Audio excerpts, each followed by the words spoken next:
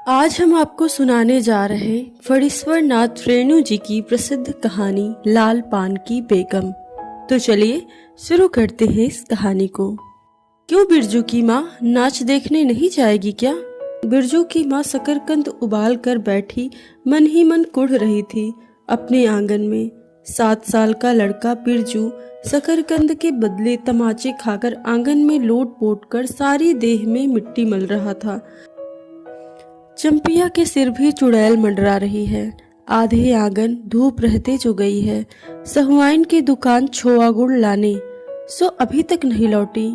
दिया बाती की बेला हो गई। आए आज लौट के जरा। बागड़ बकरी की देह में कुकर माछी लगी थी, इसीलिए बेचारा बागड़ रह रहकर कूद फांद कर रहा था। बिरजू की माँ बागड़ पर मन ही मन गुस्सा उतारने का बहाना ढूंढकर निकाल चुकी थी। बिरजू की माँ बागड़ पर मन का गुस्सा उतारने का बहाना ढूंढकर निकाल चुकी थी। पिछवाड़े की मिर्च की फूली गाछ बागड़ के सिवा और किसने कलेवा किया होगा। बागड़ को मारने के लिए वह मिट्टी का छोटा ढेला उठा चुकी थी कि पड़ोसिन मखनी फुआ की पुकार सुनाई पड़ी। क्यों बिरजू की माँ नाच देखने नहीं जाएगी क्या? बिरजू की माँ के आगे नाथ और पीछे पगहिया ना हो तब अपना फुआ। गरम गुस्से में बुझी नुकीली बात फुआ के देह में धस गई और बिरजू की माँ ने हाथ के ढेले को पास ही फेंक दिया। बेचारे बागड़ को कुकर माछी परेशान कर रही है। बिरजू ने लेटे ही लेटे बागड़ को एक डंडा लगा दिया। बिरजू की माँ की इच्छा हुई कि जाकर उसी डंडे से बिरजू का भूत भगा दे, किंतु नीम के पास पड़ी पनभरनियों की खिलखिलाहट सुनकर रुक गई। बोली, ठहर, तेरे बप्पा ने बड़ा हथछुट्टा बना दिया है तुझे, बड़ा हाथ चलाता है लोगों पर, ठहर। मखनी फुआ नीम के पास झुकी कमर से घड़ा उतार कर पानी भरकर लौटती पनभरनियों में से बिरजू की माँ की बहकी हुई बात का इंसाफ कर रही थी। जरा देखो तो इस बिरजू की माँ को। 4 मन पाट यानी कि जूट का पैसा क्या हुआ कि धरती पर पांव ही नहीं पड़ते। निसाफ करो। खुद अपने मुंह से 8 दिन पहले से ही गांव की गली गली में बोलती फिरी है। हाँ, इस बार बिरजू के बप्पा ने कहा है बैलगाड़ी पर बिठाकर बलरामपुर का नाच दिखा के लाऊंगा। बैल अब अपने घर है तो 1000 गाड़ी मंगनी मिल जाएगी। सो मैंने अभी टोक दिया। नाच देखने वाली सब तो ऑन पॉन तैयार हो रही हैं, रसोई पानी कर रहे हैं। मेरे मुंह में आग लगे क्यों मैं टोकने गई। सुनती हो क्या जवाब दिया बिरजू की माँ ने? मखनी फुआ ने अपने पोपले मुंह के होठों को एक ओर मोड़कर ऐसी हुई बोल निकाली, अरे हाँ, बिरजू की माँ, मैं यहाँ के आगे नाथ और पीछे पगहिया ना हो तब ना। जंगी की पुतोही बिरजू की माँ से नहीं डरती। वह जरा गला खोलकर कहती है, फुआ, सर्वे सेटलमेंट के हाकिम के बासा पर फुलछाप किनारी वाली साड़ी पहन के तू भी भटा की भेटी चढ़ाती तो तुम्हारे नाम से भी 2-3 बीघा धनहर जमीन का पर्चा कट जाता। फिर तुम्हारे घर भी 10 मन सोना बंग पाट होता, जोड़ा बैल खरीदता, फिर आगे नाथ और पीछे सैकड़ों पगहियां झूलती। जंगी की पुतोही मुंहजोर है, रेलवे स्टेशन के पास की लड़की है। 3 ही महीने हुए गौने की नई बहू होकर आई है और सभी झगड़ालू सासों से एक आध मोर्चा ले चुकी है। उसका ससुर जंगी दागी चोर है, सी किलासी है। उसका खशम रंगी कुरमा टोली का नामी लठैत है, इसीलिए हमेशा सींग खुजाती फिरती जंगी की पतोहू। बिरजू की माँ के आंगन में जंगी की पतोहू की गला खोल बोली गुलेल की गोलियों की तरह दनदनाती हुई आई थी। बिरजू की माँ ने एक तीखा जवाब खोजकर निकाला, लेकिन मन महसूस कर रह गया। गोबर की ढेरी में कौन ढेला फेंके। जीव के छाल को गले में उतार कर बिरजू की माँ ने अपनी बेटी चंपिया को आवाज दी, अरे चंपिया, आज लौटे तो तेरी मूड़ी मरोड़ कर चूल्हे में झोंकती हूँ। दिन दिन बेचाल होती जाती है। गांव में तो अब ठेकर बैशकोप का गीत गाने वाली पतुरिया पतोहू सब आने लगी हैं। कहीं बैठ के बाजे ना मुरलिया सीख रही होगी। हट जाई, अरे चंपिया। जंगी की पतोहू ने बिरजू की माँ की बोली का स्वाद लेकर कमर में घड़े को संभाला और मटक कर बोली, चल दीदिया चल, इस मोहल्ले में लाल पान की बेगम बसती हैं, नहीं जानती दोपहर दिन और चौपहर रात बिजली की बत्ती भग भग कर जलती है। भग भग बिजली बत्ती की बात सुनकर ना जाने क्यों सभी खिलखिलाकर हंस पड़ी। फुआ की टूटी हुई दंत पंक्तियों के बीच से एक मीठी गाली निकली, शैतान की नानी।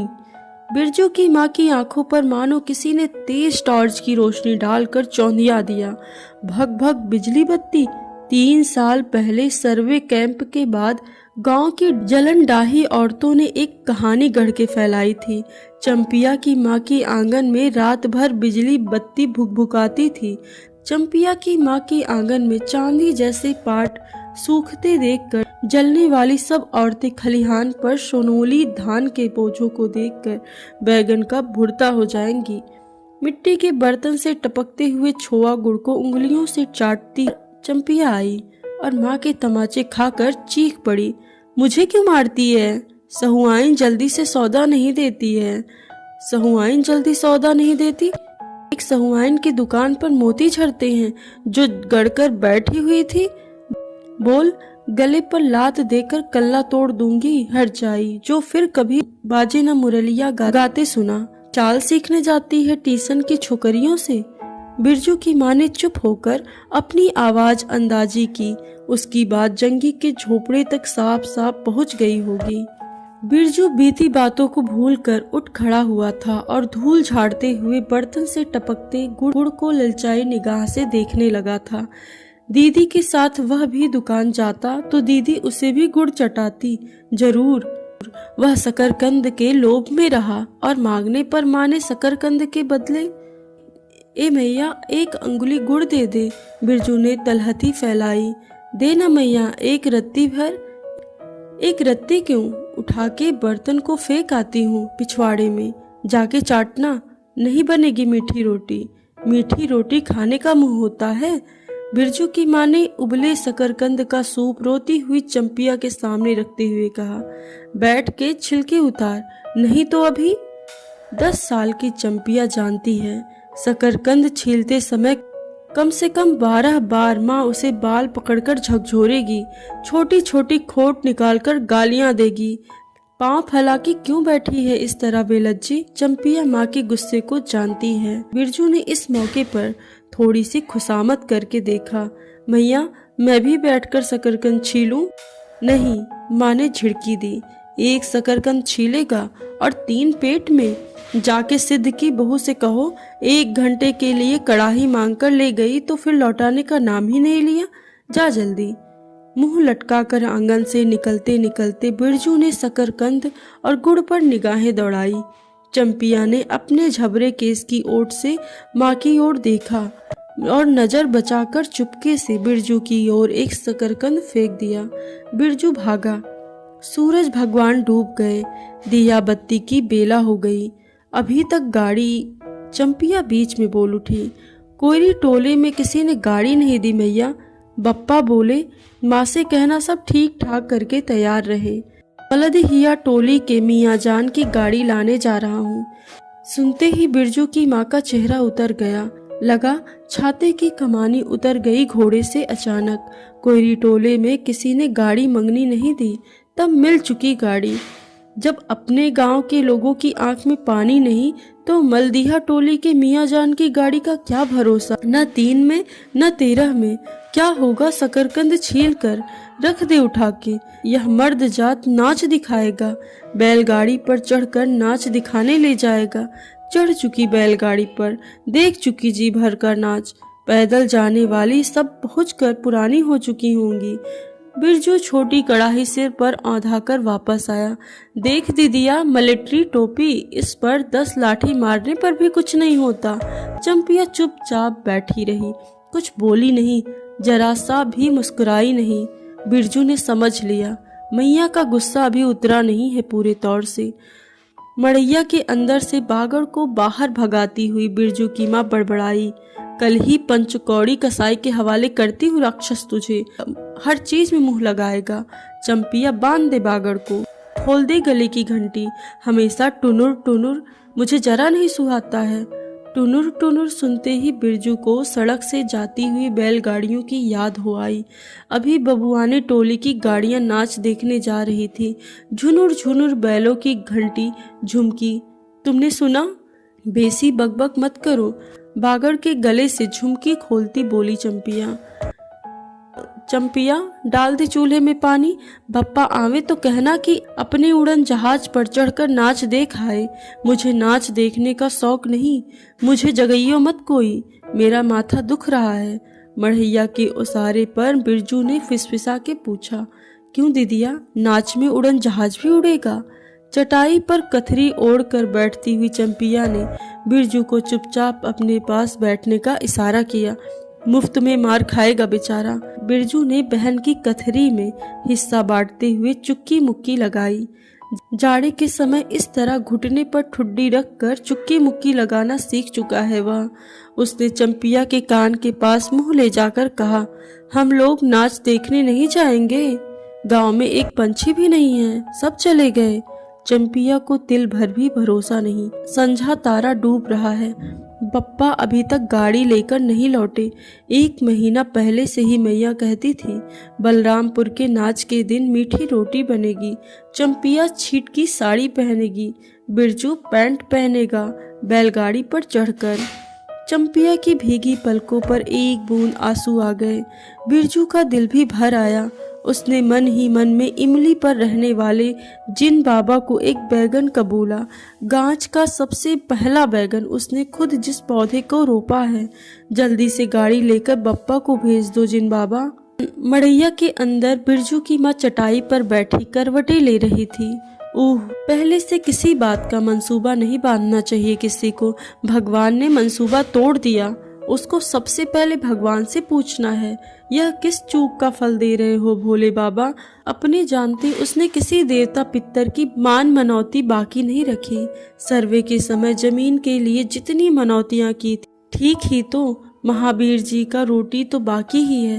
हाय रे देव, भूल चूक माफ करो महावीर बाबा, मनौती दूनी करके चढ़ाएगी बिरजू की माँ। बिरजू की माँ के मन में रह रह कर जंगी की पतोहों की बातें चुभती हैं। भग भग बिजली की बत्ती, चोरी चमारी करने वाली की बेटी पतोहू जलेगी नहीं। 5 बीघा जमीन क्या हासिल कर ली है बिरजू के बप्पा ने। गांव की भाई खोपियों की आंखों में किरकिरी पड़ गई। खेत में पाटा लगा देखकर गांव के लोगों की छाती फटने लगी। धरती फोड़ कर पाट लगा है। बैसाखी बादलों की तरह उमड़ते आ रहे हैं पाट के पौधे, तो अलान तो फलान, इतनी आंखों की धार, भला फसल सहे। जहाँ 15 मन पाट होना चाहिए, सिर्फ 10 मन पाट काटा पर तौल के वजन हुआ रब्बी के भगत के यहाँ। इसमें जलने की क्या बात है भला? बिरजू के बप्पा ने तो पहले ही कुरमा टोली के एक एक आदमी को समझा के कहा, जिंदगी भर मजदूरी करते रह जाओगे, सर्वे का समय हो रहा है। लाठी कड़ी करो तो 2-4 बीघे जमीन हासिल कर सकते हो। सो गांव की किसी पुतखौनी का भतार सर्वे के समय बाबू साहब के खिलाफ खासा भी नहीं। बिरजू के बप्पा को कम सहना पड़ा है। बाबू साहब गुस्से से सर्कस नाच के बाघ की तरह घुमड़ते रहे हैं। उनका बड़ा बेटा घर में आग लगाने की धमकी देकर गया।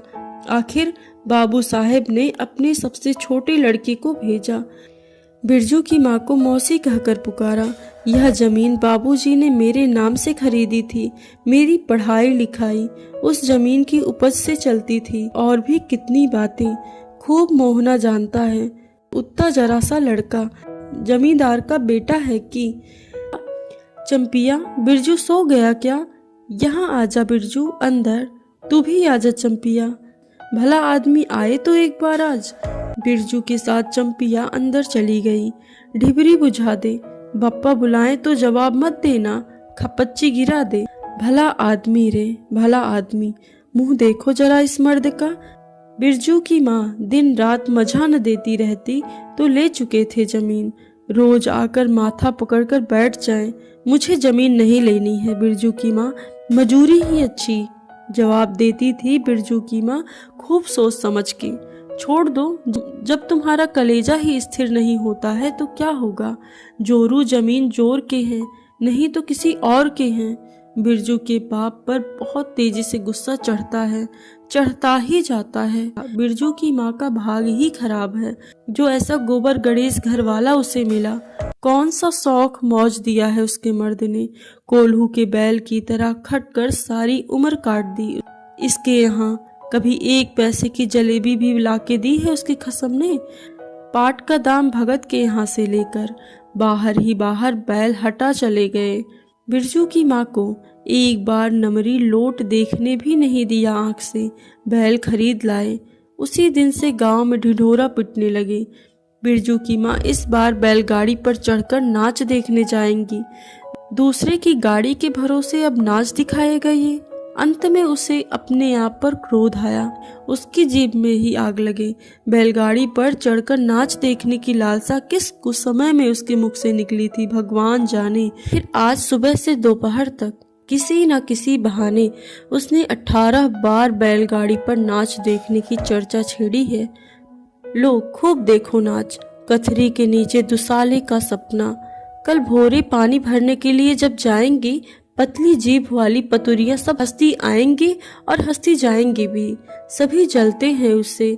हाँ भगवान, दाढ़ी जार भी, 2 बच्चों की माँ होकर भी वह जस की तस है। उसका घरवाला उसकी बात में रहता है। वह बालों में गरी का तेल लगाती है। उसकी अपनी जमीन है किसी के पास एक घूर जमीन भी अपने इस गांव में।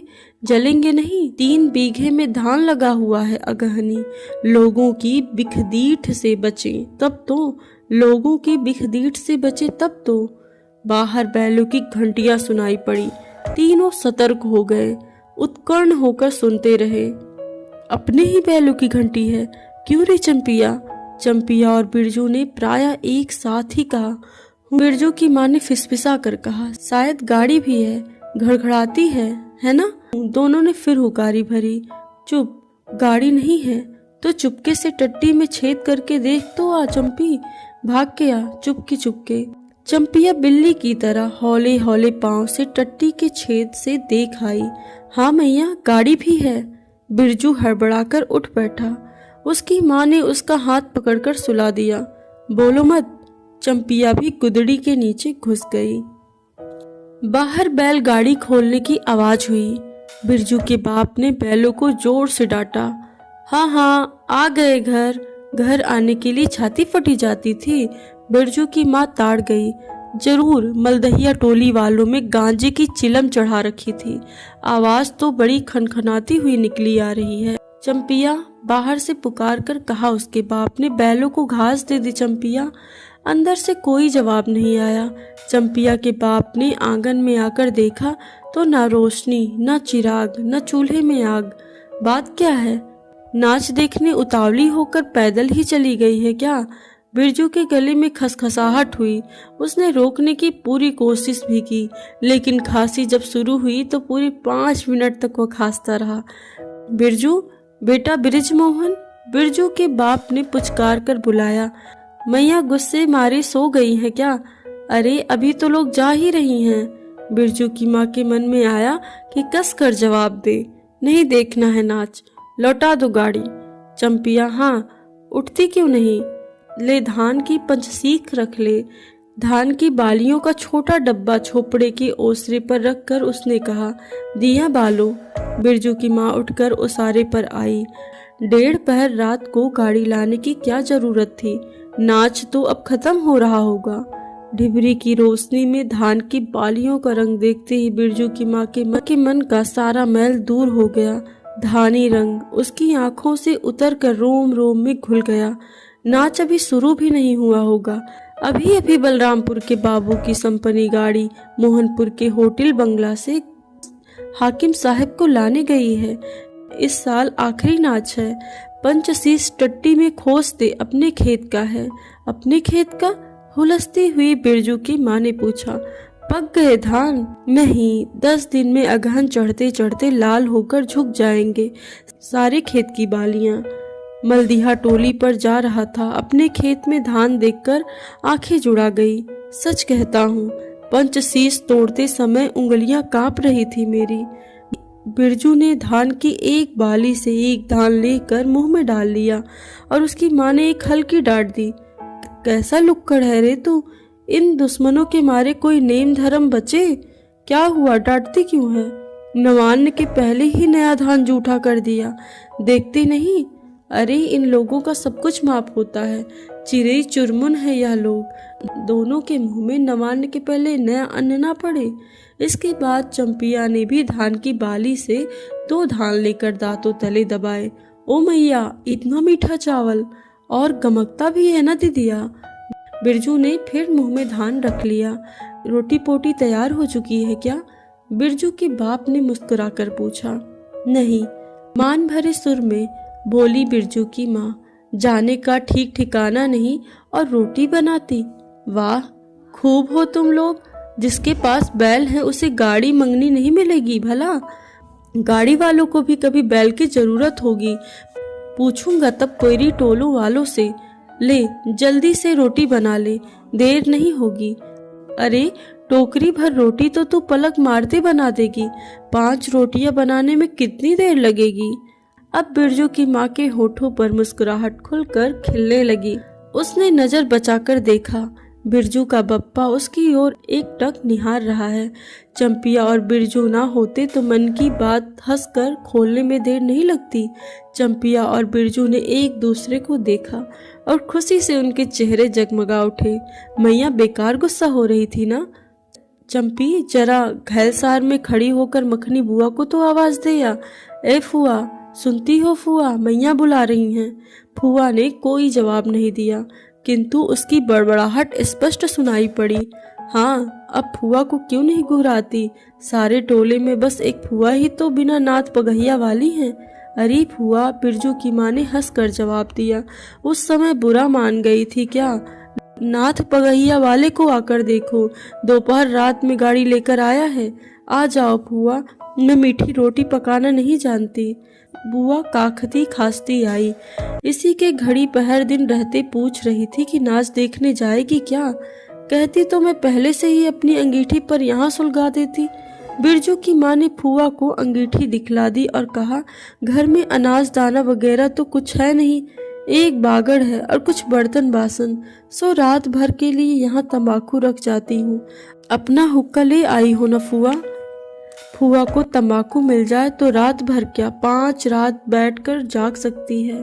फुआ ने अंधेरे में टटोल कर तंबाकू का अंदाज किया। ओहो, हाथ खोलकर तंबाकू रखा है बिरजू की माँ ने। और एक वह ऐसा हुआइन, राम कहो, उस रात को अफीम की गोली की तरह एक मटर भर तंबाकू रखकर चली गई गुलाब बाग मेले में और कह गई कि डिब्बी भर तंबाकू है। बिरजू की माँ चूल्हा सुलगाने लगी। चंपिया ने शकरकंद को मसलकर गोले बनाए और बिरजू सिर पर कड़ाही औंधाकर अपने बाप को दिखलाने लगा। मालेटरी टोपी, इस पर 10 लाठी मारने पर भी कुछ नहीं होगा। सभी ठठाकर हंस पड़े। बिरजू की माँ भी हंसकर बोली, ताखे पर 3-4 मोटे शकरकंद हैं, दे दे बिरजू को चंपिया, बेचारा शाम से ही। बेचारा मत कहो मैया, खूब सचारा है। अब चंपिया चहकने लगी। तुम क्या जानो कथरी के नीचे मुंह क्यों चल रहा था बाबू साहब का। ही। बिरजू के टूटे दूध के दांतों की फाक से बोली निकली। ब्लैक मार्टिन में 5 शकरकंद खा लिया है। हा। सभी फिर ठठाकर हंस पड़े। बिरजू की माँ ने फुआ का मन रखने के लिए पूछा, एक कनवा गुड़ है, आधा दूं फुआ? फुआ ने गदगद होकर कहा, अरे शकरकंद तो खुद मीठा होता है, उतना क्यों डालेगी?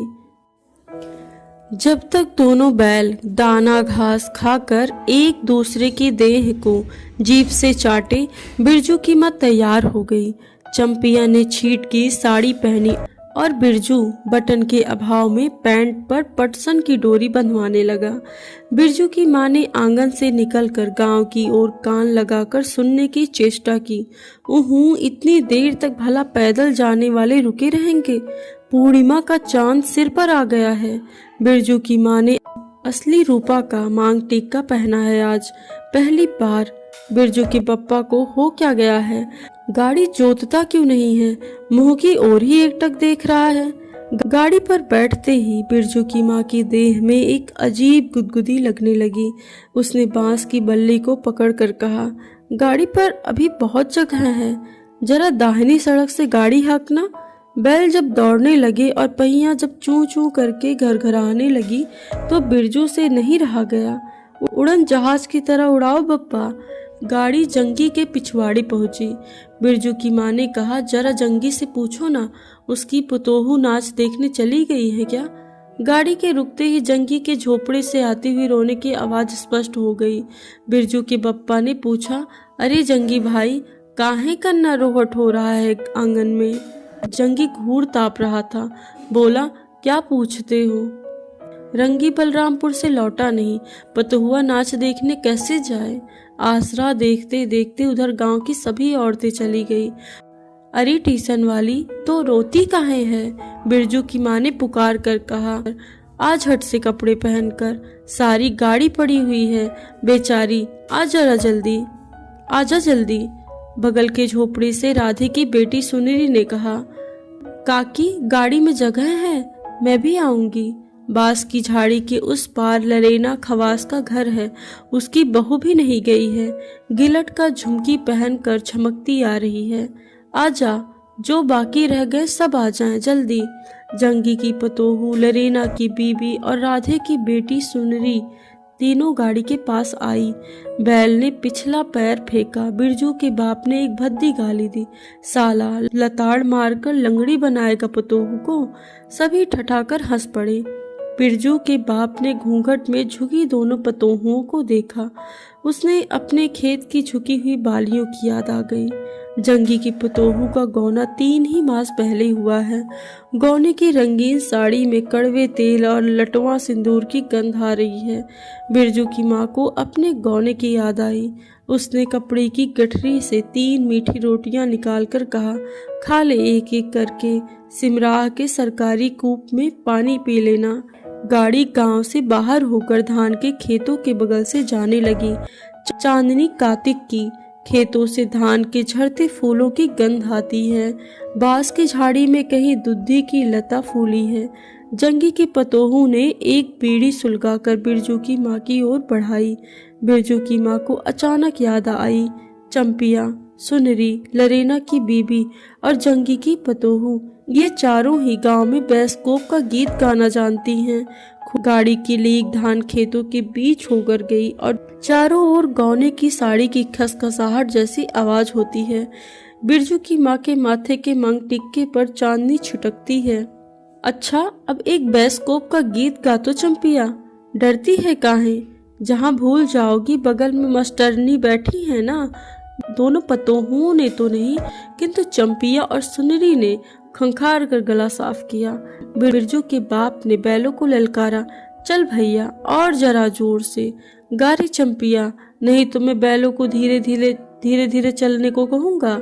जंगी की पतोहू ने चंपिया के कान के पास घूंघट ले जाकर कुछ पूछा, कुछ कहा और चंपिया ने धीमे से गाना शुरू कर दिया।